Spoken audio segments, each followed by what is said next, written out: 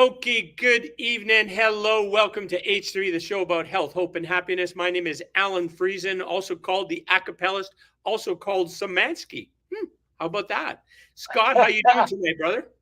Well, I'm envious. I don't have a Blackfoot name, but Samansky. Maybe I'll just call myself Samansky Jr. But but that was funny for both of us. But I don't sing, so I don't think. I imagine mine would be like fat old guy with a computer or something. I'm not sure, but something along those lines. But I'm good, brother. It's good, good, good, good. Do you have a good day today? I had a good day. It was a busy day, but it was a good day. Yeah, no complaints. And I'm glad to be here having this conversation. What are we talking about tonight? Oh, this blows me away. We're talking about survival of the friendliest. Survival of the friendliness. Say more, Yeah. Mr. Sweetman. Oh, I will. I will. I always have a pet cocktail argument that I have with people. Whenever Darwin comes up, somebody says, "Oh, he's the survival of the fittest guy." No, Darwin never said survival of the strongest, or he implied the fittest, meaning the most adaptable. Right. Right? That Yeah, that was his actual theory, is right. that species that are able to adapt before they are overcome with, nature or other calamities, survive, and those that can't adapt don't. Right. Yeah, Not in time anyway to live, right? right. And a fairly decent example is some of the remnants of dinosaurs that we still have, that are down deep in the oceans where they maybe either adapted or didn't have to deal with fireballs and clouds of ash and things that their terrestrial brethren had to deal with. Yes. Anyway, we're not here to talk about Darwin. We're here to talk about survival of the friendliest. What does that mean to you, Al? Well, you're relating it to survival of the most adaptable kind of a thing, right? That adaptation, the ability to adapt is important. So friendliness and adaptability are connected; they're tied. They are, and so what it is it's an extension of Darwin's theory, survival of the fittest, but it emphasizes social bonds, cooperation, and friendliness as its critical factor in evolution. That is very cool. And where did this? Where did you learn of this? How did this come to your awareness? Well, I actually, what I'm going to back up a little bit. I had heard of this before, um, uh, but what keyed me up was I was watching a documentary, and it was talking about how all species on the planet of canines, dogs, come from wolves. Hmm. And more interestingly, there's actually only two groups of wolves left. One is a desert wolf in the Middle East, very small, kind of looks like a fox. And then you have the massive gray wolf, which in fact almost all the species, if not all the species of dogs, come from. So our canines, our Canis familiaris, pardon my stumbled Latin. My Latin professor would have been horrified. And the gray wolf is the Canis lupus, if you want to know their Latin names. And the premise of this is, how did one species turn into a species, develop and split into thousands of types that have spread to every corner of the globe? There is no place on earth where there is not Canis familiaris or Right. domestic dogs. Mm-hmm. Yeah. And that's a really interesting question, because no other species except maybe humans have spread in that way. And we really are pretty much quite similar in our attributes, right? But in a domestic dog, their DNA, their shared DNA, is a little bit over 99% wolf. So it's Okay. just a tiny bit of DNA that makes them different. But if you look at an Irish wolfhound and a pug or a Pekingese, it's hard to believe that they all came from a gray wolf, which Yeah. stands, has 3 layers of coat and is about 2.5 feet tall at the shoulders, and et cetera, et cetera. And this documentary was talking about survival of the friendliness and how these species have developed from the first contact Canis lupus had with humans. And as you know, humans get together when we eat and we leave a lot of scraps and things left over.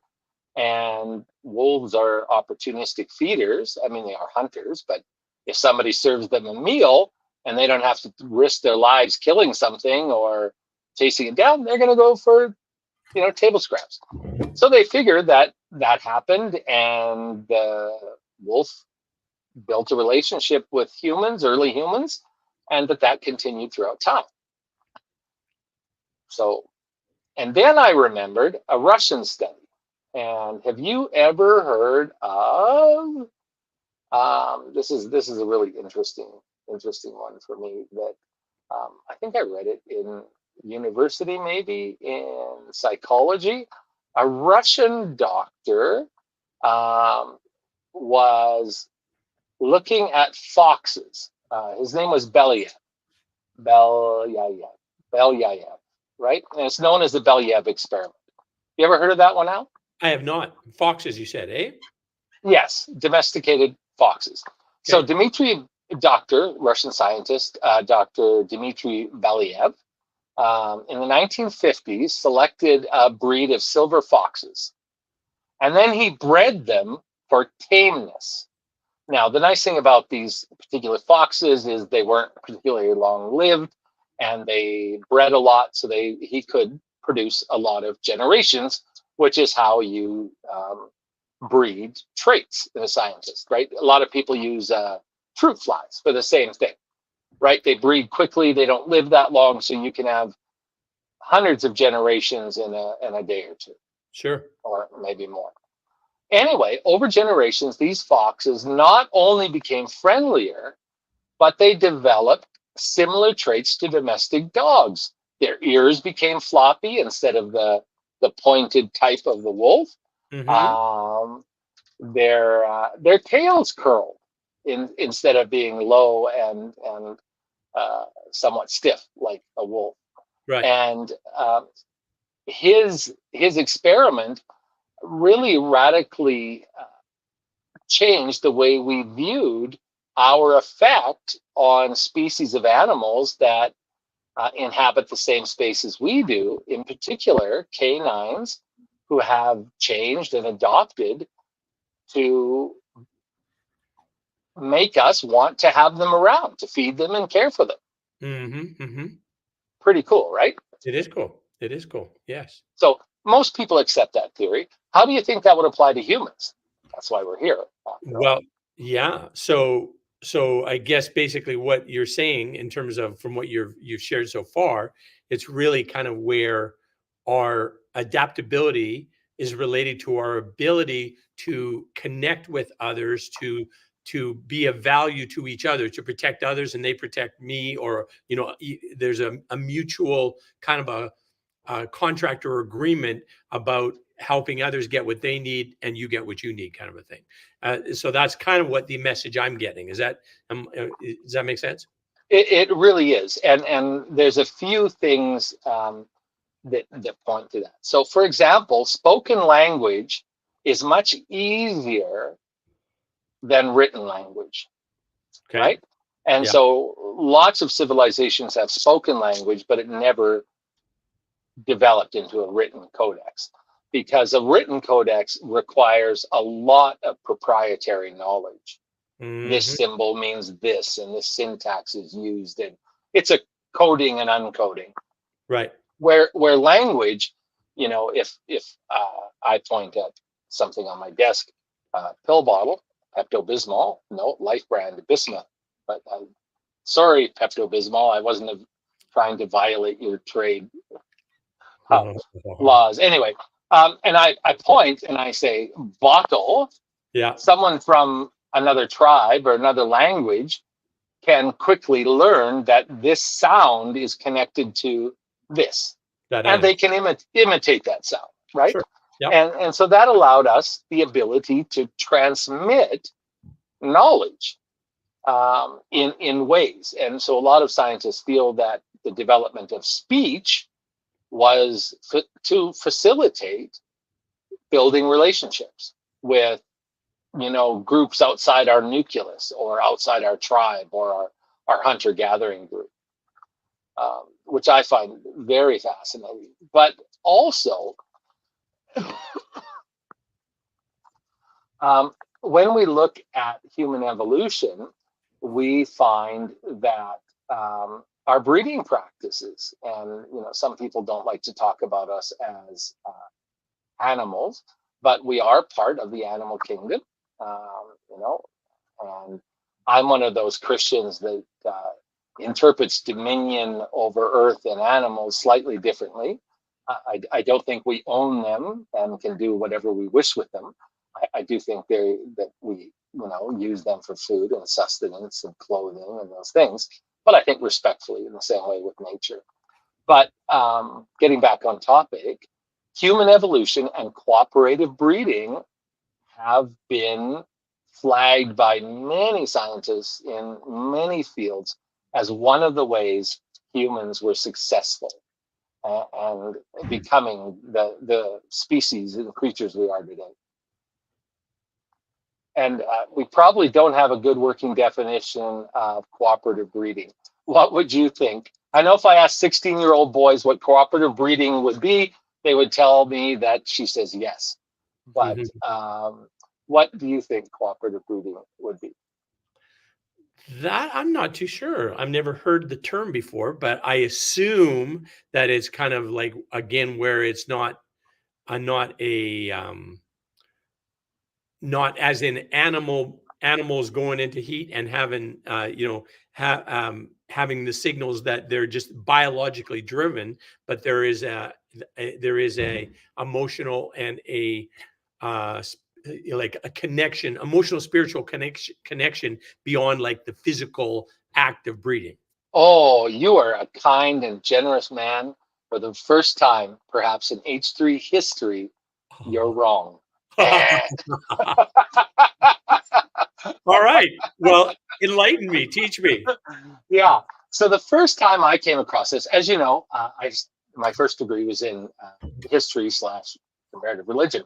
First time I came across it was in Sparta. Everyone knows about the Spartans, Sure. and they had a system where once or twice a year, I don't remember the details. Somebody can text me and fill me in on the details. And there's a lot of mythology that goes with this, but it is historical fact.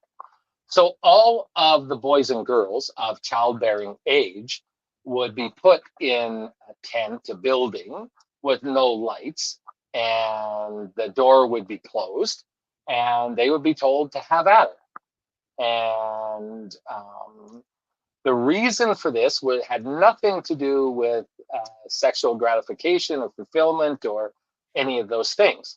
It had to do with the fact that no one male could, or female, could attribute their offspring to themselves. That Mm, every Spartan child had the possibility of being the child of every male Spartan of that mm, age group. okay. Spartan did this because they felt that in a regular pair coupling, that the allegiance of the father, of course, and the mother were to their child. And so Right. other children would be neglected, or in a even in best case, they wouldn't be given the same resources. That a person's own child would be treated just a little bit more special. And Sure. if you were a person of power in Sparta, then your children would be treated even more special.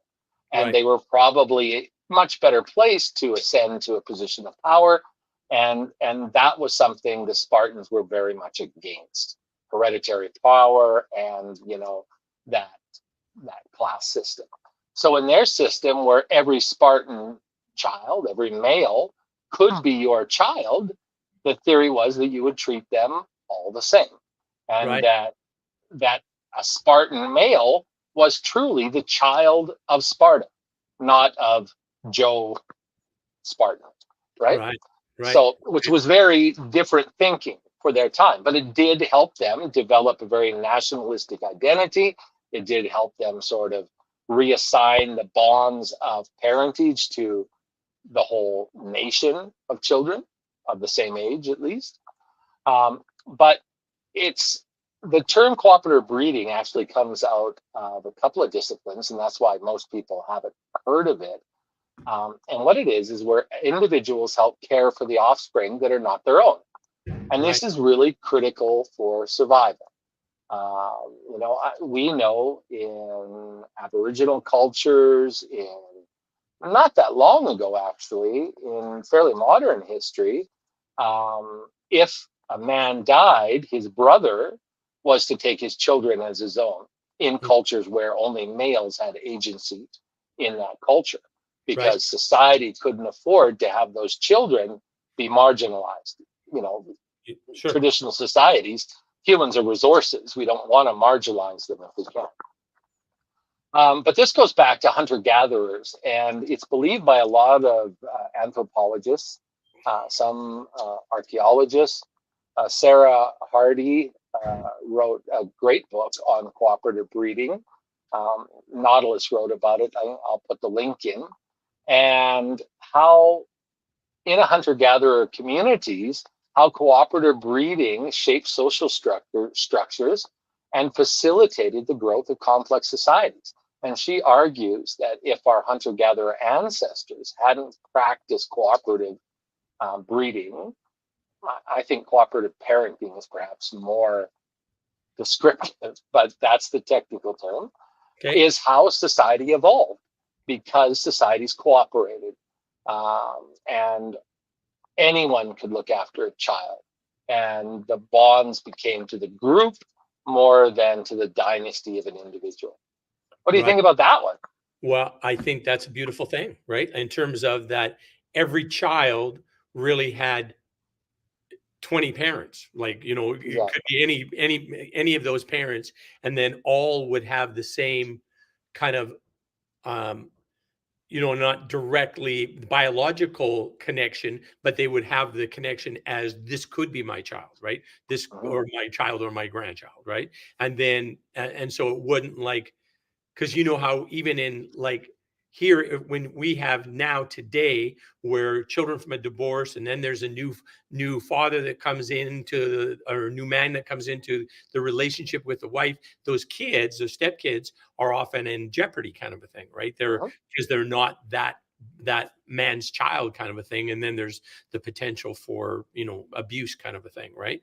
Whereas if every adult regarded that this child in front of me could be my child, or I'm going to regard them as my child, that's got to be a lot more conducive to good lives, right? To supporting those children and getting them what they need in terms of having a good life, right? So Well, and exactly what you're saying. The opposite of that is proven in the animal kingdom and in species where there's an alpha male, a dominant alpha male, they will often kill offspring that come from different fathers. yeah. And in wolves, for example, only the alpha male is allowed to breed. Oh. Only the alpha female is allowed to breed in the pack. And so, if anyone else is caught breeding outside of those contracts, they're chased out of the pack or killed. Hmm. And that does provide some advantages evolutionally. I mean, it does promote the strongest genes. It does, because in some packs, especially hunter packs, weaker members slow the pack down. They have to be cared for, or food has to be brought to them, and nature's harsh, and that's the other way that nature deals with it, is that there's a chosen male or female of the species that is in charge of terminating or chasing off offspring that aren't up to snuff, in this case coming from their bloodline or believed to come from their bloodline.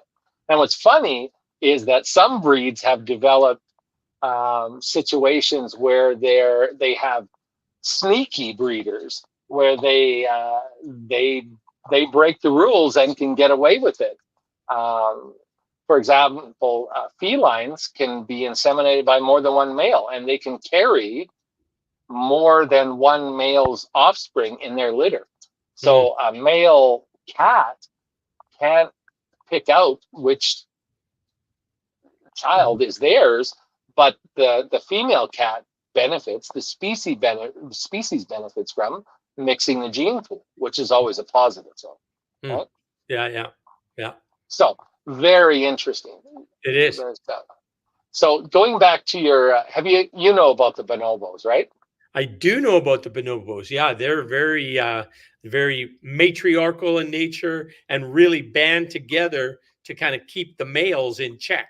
Is basically what happens, right? So, Yeah, I had a friend that was a primate scientist, and she called the bonobos hippie apes. hippie.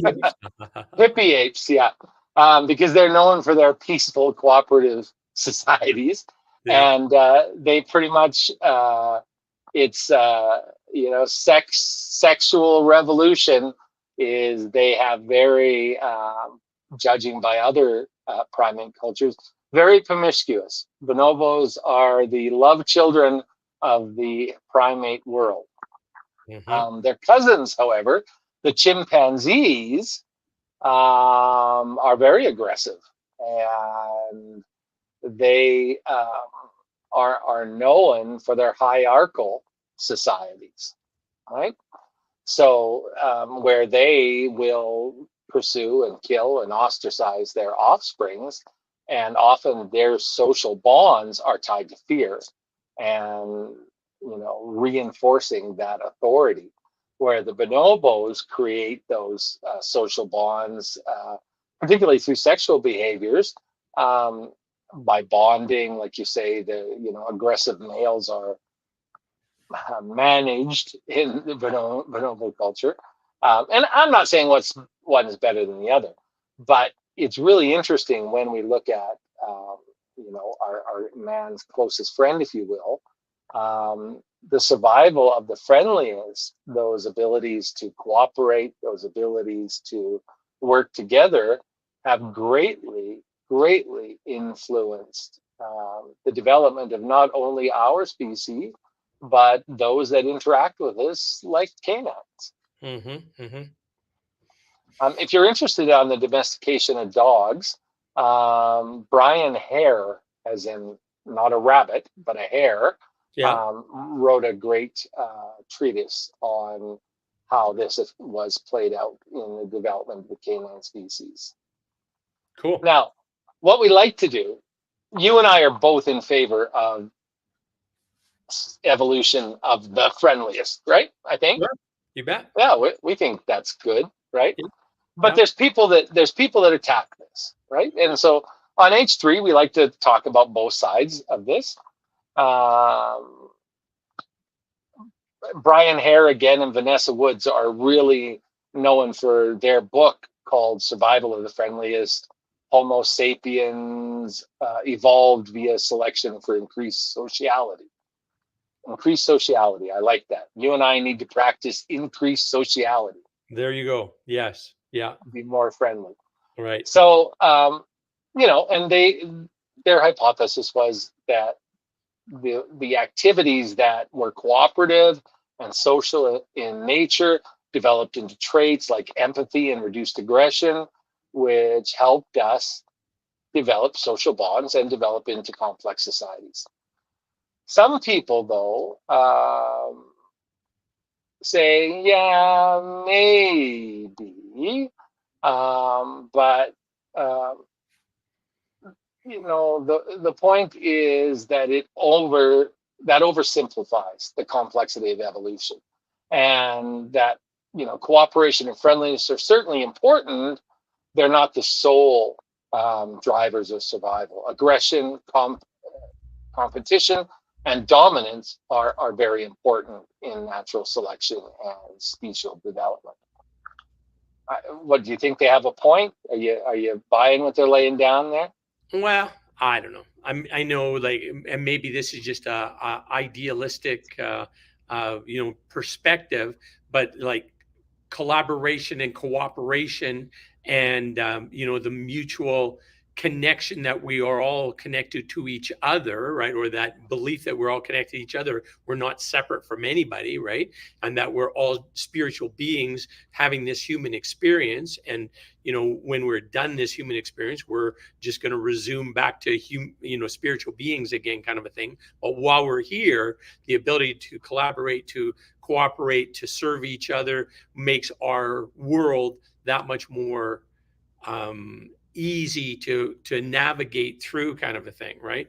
Whereas the dominance and the I got mine, and so I'm worried about me, not you, kind of a thing. So I'm going to hold on to everything that I have, and there's not going to be a whole bunch of cooperation, not a whole bunch of sharing. Obviously, creates a lot of situations where people do not have enough, right? That people are, for whatever reason, the circumstance they find themselves in, or their misfortunes or poor health or those kind of things, that they have a far less enjoyable human experience. Let's put it that way, right? Without a collaborative, cooperative, connected type of an approach. I've read some anthropology on different types of societies and cultures, and often North America, particularly America, but it would be the same, relatively the same in Canada, has what they call a frontier mentality, right? And that's that, I have to be self-sufficient, and I have to, feed mine and take care of mine, and I'll help you if I have extra, and we're on the same, team, but you got to take care of your own, right? That's that sort of frontier John Wayne kind of. And our culture's a lot like that. You look at our advertising, you look at our politics, there's still a very strong vein of, we're in it for ourselves. I'm not saying we're greedy or selfish, but there is that sense that you have to look after you and yours first, and then worry about everyone else second. Unfortunately, in the West, we associate communal culture with socialism or communism. We associate it with political systems that many people are biased against. Right? I'm not for communism. I believe that it works great on paper, but it falls apart in reality, for example. But as soon as people talk about sharing things, property, those types of things, people in the West get a little edgy often about, that's, socialism or communism. But when I was in Japan, a society that is quite cooperative by nature, they are very individualistic, actually, but they promote a culture of cooperation, right? On an island, people tend to be a little bit less frontiery because they're stuck. They need to cooperate because the resources are low, right? Yeah. Anyway, so after the big tsunami and earthquake in 2011, some crazy amount of people were stuck in Tokyo. Couldn't get out of Tokyo because the trains all shut down because of the sensors, right? But as soon as the sensors were cleared and trains started running, stories broke out about how water was, the train would land in Tokyo or pull into the station, and there would be stacks of water on the train. And they were coming from all over. And, I know in Nagoya, we were sending water like through couriers, and basically anything headed towards the disaster, we were sending water and, dry goods. And before the government ever got around to, telling anyone to do anything. And it was interesting to see, of course, the shelves were empty, right? When the disaster hit, people did take care of their families, no question. But there was also that idea immediately that our resources have to be shared. There's people down the line that are in more danger than we are, and we're going to try and help them. Mm-hmm. Not that we wouldn't do that here, but I think that cooperation is very cultural. Yeah, no, it makes sense. I mean, here, look at what happened during COVID, right? And people stockpiling, getting 20 years worth of toilet paper, right? That kind of a thing. It's always toilet paper. In Japan, it was the same thing. You see cars go by loaded with. Anyway. Yeah. Yeah. Someday we'll have to do a show on how to use the bathroom without using toilet paper. Maybe. Lessons from non-toilet paper cultures. Now, Good stuff. today you were telling me that there is a potential for another tsunami in Japan, coming to Japan, right? Yeah, yes, it is, and it's scary for anyone that's in Japan, both people visiting and people that are living there. There's a trough that runs along the east coast, sort of in the Kanto area. I forget what it's called. Anyway, it's quite a deep trough, but it's where there's two tectonic plates that are active, and when they act up, there's an opportunity for a huge earthquake, like 8.9, 9 point, whatever, like over the scale, plus huge tsunamis. And that's what hit in 2011. Yeah. And for the first time in modern history, you know, my best friend in Japan is 10 years older than I am. So he is 67. Yeah, I'm 57. He's 67. And he's never, ever, the government has never in his lifetime said, stock up. We're very worried that there's going to be a huge earthquake and we're not going to be able to respond to it quickly. So, yeah, people are scared. And if you're traveling to Japan, please check out the advisories, check out the Canadian government has a board for travelers to Japan. The Japanese government also has English resources on tsunamis. There's a very good early warning system, although in 2011 it didn't work so well because the tsunami walls were quickly engulfed, and in places the tsunami went kilometers inland and just swept people, houses, cars, everything out. So yeah, it's a big deal. So yeah, public service announcement: if you're in Japan or if you're going to Japan, be careful, and our thoughts are with you. Right. Hopefully, it sounds like this is like within the next month or something. This is going to occur, right? Historically, this huge earthquake happens every 100 to 300 years, but they call it the 100-year anniversary because in sort of recorded history, it's happened about every 100 to 125 years. Okay. And it's been 100 years since the last one. Wow. The last massive one. Yeah. So they're due, and they're very worried because there has been this massive underground disturbance, and they're concerned for the second one. Yeah. But the takeaway in tonight's show, I'll wrap us up, is that it's really clear that being friendly and cultivating social bonds has advanced our society. Mm-hmm. You know, the critics say, well, not that much. And the proponents say, oh, yeah, way more than you think. But it has, right? Sure. And I think the takeaway for us and our listeners is that if you want your own life to be a little bit better, if you want to progress, if you want to evolve as a person, as a part of a community, in a relationship, that being more friendly, being more cooperative, being more socially open to interaction and shared responsibilities, you really can't go wrong. No. And we have a loneliness epidemic, right? That's the reality. We have so much isolation and loneliness. And what is the solution? Well, the solution is, the ability to reach out, to say hello, to, when there's a person on the street, a homeless person, to acknowledge them, look at them and look into their eyes and say, hi, how are you? Right? That kind of a thing. Well, and, we're very sincere. Anyone who's watching or listening to the show can click on message us on our Facebook or, whatever media they're on. We're happy to hear from you, and we'll certainly try and respond. But there's a number you can call in Canada, 211. Am I remembering correctly? Yep. You don't have to be, on the edge of committing suicide. You don't have to be up on the chair with the rope around your neck. Sorry, that was triggering. But if you're feeling that you need some help, give them a call. They're not going to turn you away. No. Yeah. Right? Yeah. I mean, even if it's just that you need somebody to talk to, call that number. Yeah. Exactly right. Call that number or call a friend. There's just pick up the phone. Yeah. Yeah. Or take a chance and go down to the local coffee shop or watering hole. I think I find I bounced in a bar for, well, bounced bartender in a bar to help pay for my uh, degree here.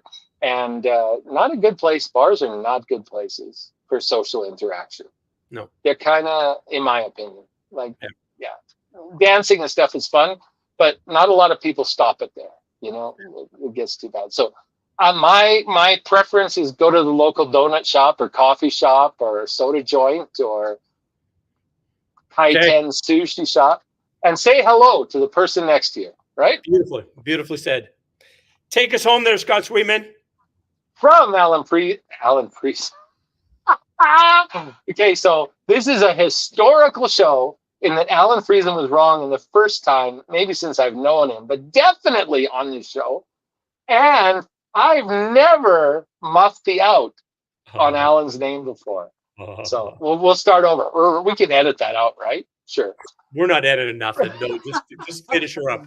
From my friend Alan Friesen, the acapellist, and myself, Scott Sweetman, we're very happy to include you in our community, and we look forward to seeing you next week. Same time, same place.